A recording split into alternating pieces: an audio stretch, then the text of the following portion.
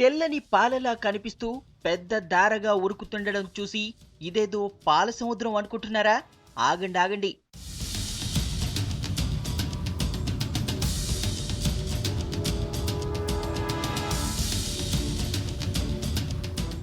Orange colour నీరు ప్రవహిస్తుంటే ఇదేదో హోలీ రోజు కనిపించే కలర్ వాటర్ అనుకుంటున్నారా?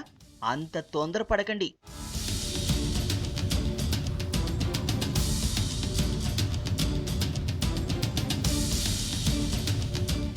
ఇది హిమాచల్ ప్రదేశ్లోనూ కాశ్మీర్లోనూ కురిసిన మంచు ముద్దలని అనుకుంటున్నారా? మీరు పొరపాటు పడ్డట్టే.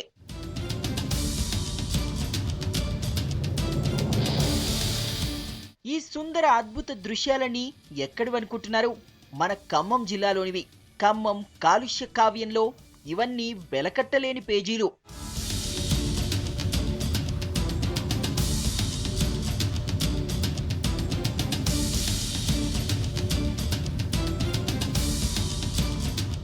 ఇప్పుడు ఈ అద్భుత దృశ్యాల అసలు గుట్టు చూడండి.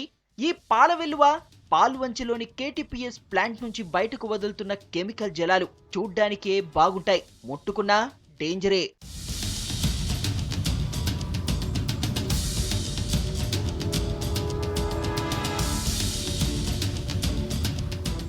ఈ ఆరెంజ్ వాటర్ కూడా కెమికల్ కలిసిందే. ఖమ్మం జిల్లా భద్రాచలం దగ్గరలోని తారపాకలో దీన్ని చూడొచ్చు.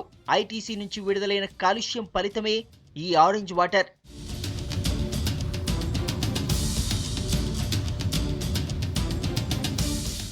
నోనో, మంచు ముద్దలు కావివి. కేటీపీఎస్ పవర్ ప్లాంట్ నుంచి బయటికి వచ్చిన బూడిద.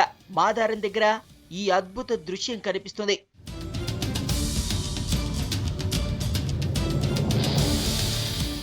ఇవన్నీ ఖమ్మం జిల్లాలోనే. పారిశ్రామికంగా ఖమ్మం రోజు రోజుకి డెవలప్ అవుతోంది. జిల్లాలోని ఏ నియోజకవర్గాన్ని చూసినా అక్కడ ఏదో ఒక పరిశ్రమ కనిపిస్తుంది. అయితే ఈ ఫ్యాక్టరీల వల్ల ప్రజలు కాలుష్య కోరల్లో చిక్కుకుపోయి కొట్టుమిట్టాడుతున్నారు, అనారోగ్యం బారిన పడుతున్నారు.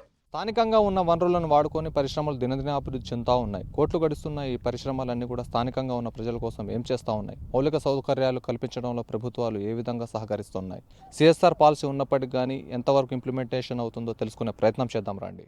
ఫ్యాక్టరీలు వద్దని ఎవరు అనరు. అయితే కాలుష్యం బయటికి వదలకుండా జాగ్రత్తలు తీసుకోవాలని మాత్రం ఖచ్చితంగా అనాల్సిందే. ఎందుకంటే ఏ పరిశ్రమ అయినా సరే సమాజం పట్ల తమ బాధ్యతగా కార్పొరేట్ సోషల్ రెస్పాన్సిబిలిటీ అంటే సిఎస్ఆర్ చట్టాన్ని అమలు చేసి తీరాల్సిందే. కానీ ఖమ్మం జిల్లాలో ప్రధాన ఇండస్ట్రీలు ఏవి కూడా ఈ చట్టాన్ని అమలు చేయడం లేదు. అలా అమలు చేసుంటే ఇందాక మీరు చూసిన ఈ కాలుష్య దృశ్యాలు కనిపించేవి కావు. పరిశ్రమల చట్టం 2013 ప్రకారము ప్రతి పరిశ్రమ వాటికి ఆనుకొని ఉన్నటువంటి గ్రామాల్లో సిఎస్ఆర్ నిధులు కేటాయించాల్సి ఉంది. కానీ జిల్లాలో పరిస్థితి దారుణంగా ఉంది. ఇవాళ కేటీపీఎస్ ముందు అనేక ప్రజా ఆందోళన చేసినప్పటికీ కూడాను కొత్త ప్లాంట్ నిర్మాణం కోసం ప్రజల్ని మభ్యపెట్టడం కోసం మాత్రమే కేవలం సిఎస్ఆర్ నిధుల్ని కార్పొరేట్ సోషల్ రెస్పాన్సిబిలిటీ పరిశ్రమల సామాజిక బాధ్యత చట్టం కింద నిధులు కేటాయించాల్సి ఉన్నప్పటికీ కూడాను 2010 నాటి హామీ నిధుల్ని కేటాయించారు తప్ప వాస్తవంగా చట్ట ప్రకారం రావాల్సినటువంటి నిధుల్ని కేటాయించలేదు. 2013 నాటి పరిశ్రమల చట్టం ప్రకారం ప్రతి ఫ్యాక్టరీ కూడా కాలుష్యం తగ్గించడానికి, కాలుష్య ప్రభావానికి గురయ్యే ప్రాంతాల్లో సంక్షేమ పథకాలు అమలు చేయడానికి ప్రయత్నం చేయాలి. దీనికోసం తమ లాభాల్లో నుంచి 2% నిధులు కేటాయించాలి. కానీ అలా జరగడం లేదు. రాష్ట్ర ప్రభుత్వం కానీ కేంద్ర ప్రభుత్వం కానీ ఏదైనా పరిశ్రమలను ఏదైనా అలాట్ చేసినప్పుడు, ఎస్టాబ్లిష్ చేసినప్పుడు ఆ ప్రాంతంలో ప్రధానంగా తీసుకోవాల్సిన అంశం ఏంటంటే అక్కడ ఏదైతే స్థానికంగా ఉన్నటువంటి వనరులు ఉంటాయో వనరుల్ని ఈ ఇండస్ట్రీస్ క్యాష్ చేసుకుంటాయి. కాబట్టి ప్రభుత్వం ఏం చేసి ఆనాడే చట్టాలు చేసింది. ఏంటంటే ఏదైతే పరిశ్రమ కేటాయిస్తారో దానివల్ల అక్కడ స్థానికులు నష్టపోతారు. కాబట్టి అక్కడ సిఎస్ఆర్ అనే పాలసీలో అక్కడ నిధులు ఖర్చు పెట్టి స్థానికులకి ఎంప్లాయ్మెంట్ ఇచ్చేసి వాళ్ళని ఆదుకోవాల్సిన అవసరం ఉందనేది ఆనాడు ప్రభుత్వం చట్టాలు చేసినప్పుడు స్పష్టంగా చెప్పింది. అదే క్రమంలో ఇప్పుడు పాల్వంచ చూసుకుంటే ఇది పారిశ్రామిక కేంద్రంగా వాళ్ళ చాలా ఫేమస్ అయిపోయింది. అలాంటి పాల్వంచలో 1962 ఎలక్ట్రిసిటీ బోర్డు ఎస్టాబ్లిష్ అయింది. ఆ రోజు నుంచి మరి ఈ రోజు వరకు కూడా సిఎస్ఆర్ పాలసీ ఎక్కడ అమలు పరచలేదు. కాలుష్యాన్ని కంట్రోల్ చేయడంతో పాటు మంచినీళ్ల సరఫరా కోసం, సాగునీటి సరఫరా కోసం ఈ నిధులు వాడాలి. యూత్ కు వివిధ వృత్తుల్లో ట్రైనింగ్ ఇవ్వడం లాంటివి కూడా చేయాలి. కానీ కొన్ని పరిశ్రమలు ఈ పాలసీని నామమాత్రంగా పాటిస్తున్నాయి. నదీ జలాలను కలుషితం చేయకుండా ఉండాల్సిన బాధ్యతను ఈ ఫ్యాక్టరీలు మర్చిపోయాయి. ఫ్యాక్టరీకి భూములిచ్చిన వాళ్లకు అక్కడ ఉండే గిరిజనులకే ఉద్యోగాలు ఇస్తామని ఇచ్చిన హామీని చాలా పరిశ్రమలు పాటించలేదు.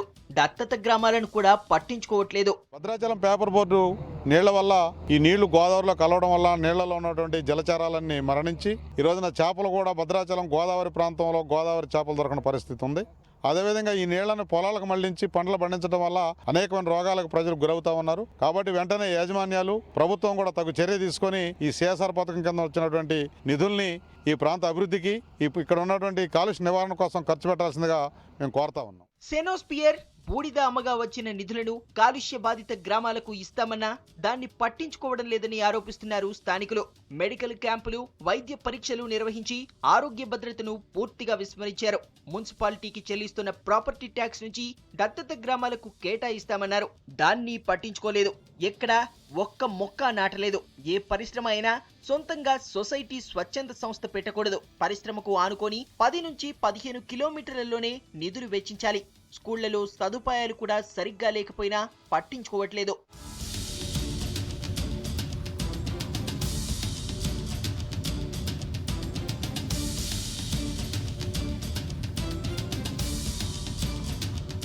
చట్టాలకు లోబడి పరిశ్రమలను నడుపుతామని చెప్పి ఇందులో కేటీపీఎస్ యాజమాన్యం ఇప్పటి వరకు ఏ ఒక్క చట్టాన్ని కనీసం అమలు చేయడం లేదనే ఆరోపణలున్నాయి. కిన్నెరసాని జలాలు కలుషితం చేశారు. కిన్నెరసాని ఆయకట్టు రైతుల భూములు పనికిరాకుండా అయ్యాయి. పశువులు, మనుషులు గాలి పీల్చుకోలేని పరిస్థితి.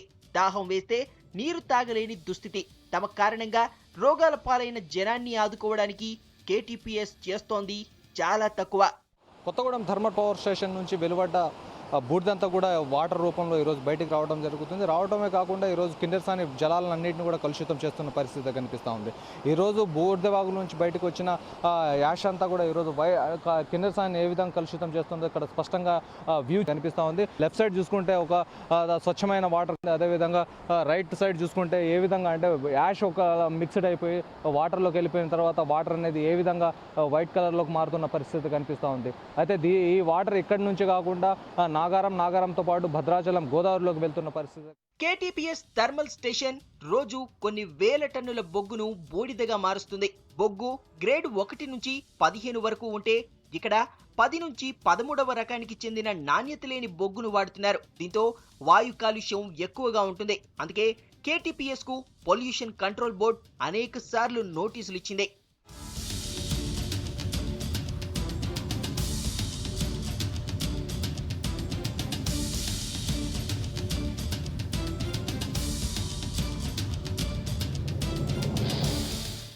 పాల్వంచి ప్రాంతం ఇప్పటికే కాలుష్యానికి అడ్రస్ గా మారింది. Carbon dioxide, nitrogen dioxide, sulphur dioxide, కార్బన్లు పాల్వంచి గాలిలో చాలా ఎక్కువ.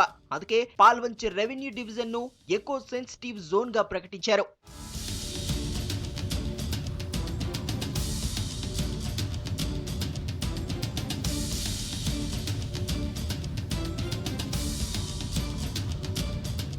పాల్వంచి రెవెన్యూ డివిజన్ పరిధిలోని శారపాకలో ఐటీసీ సంస్థ తమ ప్లాంట్ ను విస్తరిస్తోంది. ఈ ప్లాంట్ విస్తరణ కోసం 300 హెక్టార్ల భూమిని ప్రభుత్వం తాజాగా కేటాయించింది.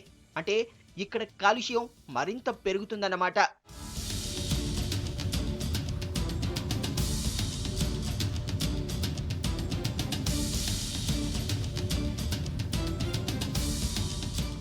ఈ ప్రాంతంలో మిగిలిన కొంత అడవిలో జామాయిల్ సాగు చేయడంతో ఈ ప్రాంతంలో పర్యావరణంపై, జీవరాశిపై తీవ్ర ప్రభావం చూపుతోంది. కిన్నెరసాని అభయారణ్యానికి అతి సమీపంలో నవభారత్ ఎనర్జీ ఇండియా పెట్టిన థర్మల్ విద్యుత్ కేంద్రం, ఫెర్రో ఎల్ఐస్ యూనిట్లు, ఎన్ఎండిసి, స్పాంజ్ ఐరన్ లాంటి భారీ పరిశ్రమలు ఉండటంతో మరి ఏ రకంగా వన్యప్రాణులకు పర్యావరణ పరంగా సురక్షిత ప్రాంతం కాగలదో ప్రజలకు వివరణ ఇవ్వాలని గ్రీన్ ఎర్త్ సంస్థ ప్రశ్నిస్తోంది. ఇంతకుముందు నీళ్లు మంచిగా వచ్చేవి. ఇప్పుడు అంతా యాక్సిలు కలిసి గొర్రెలు అవి ఖరాబ్ కావటం, గొడ్లు ఖరాబ్ కావటం, అంత జబ్బులు రావటం, అంత ఇబ్బంది పాలైనాం. అంతకుముందు వైట్ వాటర్ ఉండేది, మంచిగా ఉండేది. అప్పుడు జోవాలు, గుడ్లు, మనుషులు అంతా ఆరోగ్యంగా ఉండేది, అంత మంచిగా ఉండేది. కాలుష్యాన్ని పంచి పెడుతున్నందుకు పరిహారంగా చుట్టుపక్కల ఊళ్లలో ఎన్నో సదుపాయాలు ఏర్పాటు చేయాల్సి ఉంది. కానీ పాల్వంచి ప్రాంతాల్లో చాలా స్కూళ్లలో మంచినీళ్లు లేవు, అమ్మాయిలకు టాయిలెట్స్ లేవు, చాలా ఊళ్లలో రోడ్లు లేవు, స్కూళ్లకు ప్రహరీ గోడ లేదు, మధ్యాహ్న భోజనం వండడానికి గది లేదు, బిల్డింగ్ ఎప్పుడు కూలిపోతుందో తెలియని పరిస్థితి. ఆ ప్రాంతంలో ఉన్న పశువుల ఆసుపత్రి కూడా అలాగే ఉంది.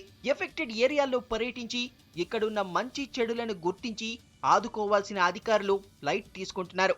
రాష్ట్రంలోనే ఎక్కువగా టెంపరేచర్ నమోదవుతున్న ప్రాంతంగా కొత్తగూడెం, పాల్వంచ అని సర్కారీ పుస్తకాల్లోనే రాసిన విషయం గుర్తు చేసుకోవాలి. దీనికి కారణం తమ ఫ్యాక్టరీల ద్వారా రిలీజ్ అవుతున్న కాలుష్యం కూడా ఓ కారణమని ఈ కంపెనీలు గ్రహిస్తే చాలు జనం కోసం ఏదన్నా చేయాలనే బుద్ధి పుడుతుందని లోకల్ టాక్. నీరు గాలి పూర్తిగా కలుషితం అయిపోయింది. ఊళ్ళు బీళ్లుగా మారిపోతూ ఉన్నాయి.